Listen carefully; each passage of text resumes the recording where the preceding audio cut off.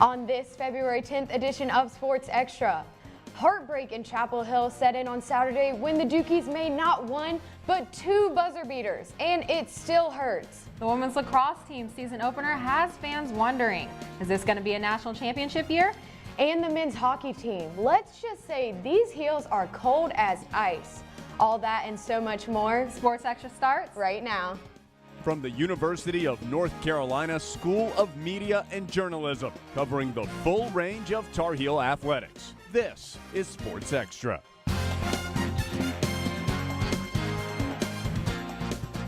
Mondays are typically rough, but for Tar Heel fans, it was even harder to get out of bed this morning. Thanks for joining us. I'm Kirsten Clark. And I'm Caroline Boyer. If you still haven't recovered from Saturday night's Battle of the Blues, you're not alone. The men's basketball team went to war against Duke in what's known as the greatest rivalry in sports. UNC came out looking better than at any point this season. The Heels punched hard and fast as they got an early first half lead and ended that half up by 9, while shooting an astounding 59% from the field. Cole Anthony showed out, dropping 24 points as he hits the three. On top of that, bench players Christian Keeling and Justin Pierce were cool and calm as they hit big shots during the course of the night. Both had double figures in points. However, as regulation was ending, Duke's Trey Jones intentionally missed a free throw, gets the rebound, and scores to force the game into overtime. And you hate to see it. OT ended with a lob pass from Trey Jones to Wendell Moore to win the game at the buzzer. Heels lose 98-96, their third straight defeat. If you don't care who won the game, you had to enjoy that as a big-time college basketball game. I care who won the game, so I did not enjoy the final outcome. To help us figure out where it all went wrong, we have basketball analyst Aaron Jenkins live with us in the studio. Aaron? That's right, Kirsten. Saturday's game was a killer. The only emotion to describe how Tar Heel fans felt was heartbroken. Not only once did it look like the Heels were going to win in the last seconds, but twice. Then Duke came back again in overtime. The Heels led for a majority of the game, with Duke only leading for a mere 1 minute and 47 seconds. Carolina had points from everyone, with 40 points in the paint from the bigs and 25 coming from the bench. Even with everyone focused, it wasn't quite enough for Carolina to pull off the win. With 4 seconds left in regulation, Duke's Trey Jones cut the deficit to 2 points with a free throw. He got the rebound off the second shot to tie the game and send it into some free basketball. With 12 seconds left in OT, Carolina had the 1-point advantage when the Heels inbounded the ball. With pressure from Duke's defense, Playtech dived for the ball, and the call on the court was Duke's ball. Carolina fans went crazy thinking a foul should have been called with the contact, but the call wasn't reversed, and Duke got the ball back. With seconds left after a missed Duke free throw, Wendell Moore laid it in as the clock ran out. One small thing that could have helped the Heels in a big way was actually hitting from the free throw line. The Heels missed 17 shots from the stripe. Hitting only one more of those in regulations could have meant a Carolina win. UNC ranks last in the ACC with a .648 free throw percentage on the year, and that came back to bite Carolina. The Heels now have to head to in-state rival Wake Forest on Tuesday to try to bounce back and improve their ACC record. Wake Forest is coming off a tough loss this weekend also. The Deacons shelled most of the game against Syracuse, but made a comeback only to lose by 2 in a last-second play. The player to watch out for in this one is Brandon Childress. The senior guard is averaging 15 points per game, and the Heels will need to stop his three-point shooting and attack game to earn the win. Even though Carolina is 13th in the conference, if the Heels play with as much energy as they did Saturday night, I think they can win Tuesday night and have a chance of making a deep run into the ACC tournament to try and win a bid into the NCAA tournament. Back to you guys. The women's basketball team is in a bit of a slump. Against Virginia Tech on Sunday, the Heels struggled shooting from deep as Taylor Coonan made the only three for the Heels in the first quarter. Later in the half, Shayla Bennett makes a heads-up play and Janelle Bailey makes a sweet pass back to Bennett for the score. Malu Shateen-Gay made a great hook shot in the lane to trim the Hokie lead. Late in the game, Leah Church made an excellent move to the basket and finishes with the floater to keep the Heels close. Shayla Bennett scored a gritty basket late, but the Heels ran out of time, falling to Virginia Tech 72-63. If you're still feeling down about this weekend's basketball results, you can look forward to football season. Mac Brown and his team just keep reeling in the big fish in the early 2021 recruiting cycle. Gabe Stevens, a 6'3", 195-pound athlete from Mount Holly, committed to UNC on Friday. Stevens was at the top of the wish list for Coach Brown on defense and is a consensus 4-star recruit. This addition catapults Carolina to number 13 in the early 2021 recruiting rankings. While it'll be a year until we get to see Stevens perform, Mac's recruiting for the upcoming season is just as top tier. North Carolina 2020 Tar Heels 26-player class ranks in the top 20 nationally and third among ACC programs. Defensive end Desmond Evans headlines the list of recruits rated as the nation's number 7 weak side defensive end. Amid all of the success, the Heels have lost a key member of the coaching staff. Recruiting coordinator and tight ends coach Tim Brewster is bolting for Florida. The news came as a bit of a surprise for UNC football fans, given the loyalty to Coach Brown that Brewster mentioned upon his return to Chapel Hill. According to sources close to the situation, Brewster was unhappy with Phil Longo's usage of tight ends in the offense and was also disappointed he wasn't the #1 candidate for head coach in waiting. The XFL has entered the pro football world, and a former Tar Heel scored the first touchdown in league history. Austin Proehl, a wide receiver for the Seattle Dragons, caught a pass on his way to the end zone for a 14-yard score. Proehl played for the Tar Heels from 2014 to 2017. After a short run in the NFL, Proehl was ultimately drafted by Seattle of the XFL. He finished Saturday's game with a team-high 5 receptions for 88 yards and 2 touchdowns. In wrestling on Friday night, a battle of 2 top 10 programs, number 8 UNC against number 3 NC State. The match was hard-fought, with the lead changing hands several times. A highlight of the evening was nationally ranked Kennedy Monday absolutely dominating on the mat, which comes to no surprise to Tar Heel wrestling fans. Monday brought his opponent down 20-5. While the Tar Heels had several strong individual efforts, the Wolfpack came out on top 19-14 to remain undefeated. UNC Gymnastics had a tight meet Friday night against Towson. The meet was decided by 1/10 of a point. Senior Kazia Hislop led UNC with another outstanding performance, taking first place in the vault and in her floor routine. The freshman Elizabeth Colton secured the all-around title, tying her season-high score and placing second in the uneven bars. Freshman Hannah Nam scored a career-high on balance beam. Despite big performances, the Heels fell 194.225 to 194.325.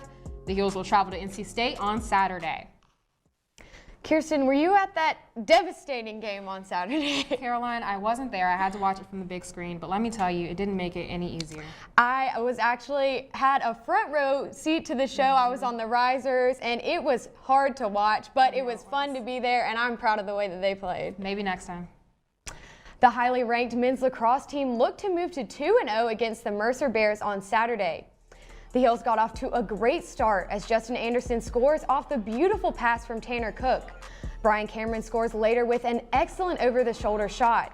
He would finish with 3 goals. Chris Gray was excellent as he sets up Alex Trippi, who scores to extend the Tar Heel lead. Chris Gray also scored up close as the Tar Heels win their 2nd straight game in blowout fashion, 14-6. The number 2 ranked women's lacrosse team dominated James Madison on Saturday in its season opener. Senior attacker Katie Hogue led the Heels with 2 goals and 6 assists. Fellow attacker Jamie Ortega also had an impressive outing, cutting across and firing into the net for a UNC goal. Ortega earned herself a hat trick on the day and also had 4 assists. The Heels went on to score 8 goals in the second half to take the 15-7 win against number 17 JMU. The women's national soccer team is heading to the Tokyo Olympics. The U.S. beat Canada 3-0 on Sunday to qualify for the games.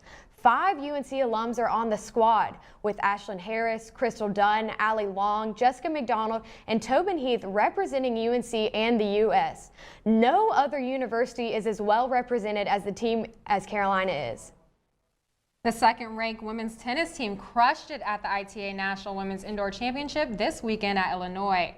The Heels took down 8th-ranked NC State 4-1 in the quarterfinals on Saturday. Strong single plays from Cameron Mora, Sarah Davatilla, and Alexa Graham helped secure the win that put Carolina in the semifinals against Duke. Just a few minutes ago, the Heels took the courts against UCLA. The Bruins made it to the championship match by beating top-seeded Stanford 4-0. If the Heels win, it will be Carolina's 4th ITA championship since 2013. On Sunday, UNC demolished the Blue Devils 4-0 in the semifinals, making its way to the finals for the 6th year in a row. After winning the doubles point, the Heels got straight set wins from Sarah Davatilla, McKenna Jones, and Al Sanford. The undefeated North Carolina men's tennis team took down TCU on the road this Sunday with their 7th shutout win in a row this season. Benjamin Seguin sealed the deal after defeating TCU's Luke Fomba, leading the Tar Heels to a 6-0 victory. With a record of 7-0 this season, the Tar Heels will be back on the court next weekend for the ITA National Indoor Championships in Wisconsin. When we come back, we look at the Carolina girls dance team, who are making big changes to their squad. What would happen if I had to pick up the phone, call 911 for one of my family members or one of my neighbors? What would I do if no one was on the other end to respond? What if there was no 911? So you can be a part of the solution. Anybody can be a firefighter, male, female, younger, older. We have school teachers, we have leaders in business. Is me, you, anyone that wants to be. There is no typical firefighter.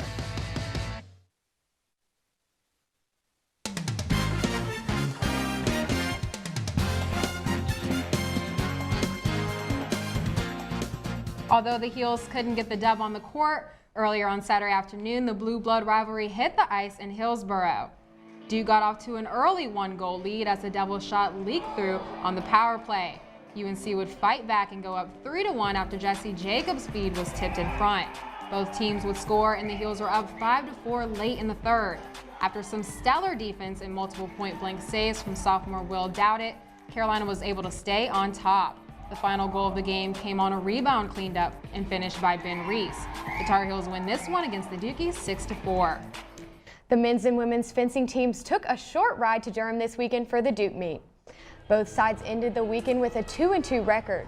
The women got big wins against number 5 Temple, with Carlexa Fevry taking down her opponent in foil, helping her squad win the category 7-2.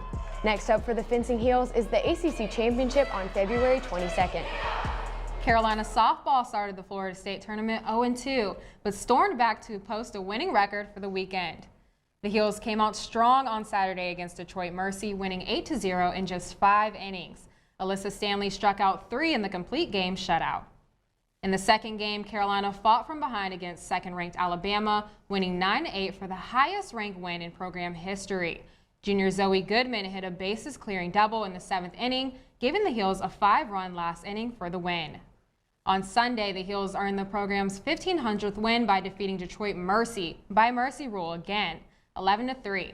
Destiny Middleton had 4 steals and 2 hits to lead Carolina's offensive onslaught.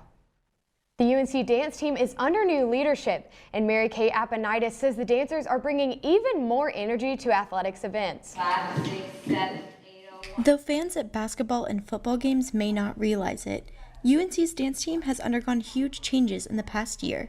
New uniforms, a new name, and new opportunities have come to the team through 2 new coaches. Last year we went through a bit of a transition and had sort of a rough patch where we didn't have a coach. And now we actually have 2 coaches who come from a dance team background, which has been amazing because we've got to focus on our technique. Summer Renner-Disher and Corey Morgan were members of varsity dance teams while in college. Renner-Disher now owns her own dance studio in Chapel Hill, where Morgan is an instructor. When they learned UNC was searching for dance coaches, they knew they could help transform the team. You get your leg in faster than. We definitely wanted to make sure the team as a whole was bonded and to really bring a new positive atmosphere to the entire situation. And we really wanted to make sure everyone was enjoying themselves but working hard at the same time. We think that was a really great balance to have, and I think we've achieved that so far. Now called the Carolina Girls, the dancers have gotten an increase in travel ability to support UNC athletics, attending the Belk College Kickoff and the Military Bowl.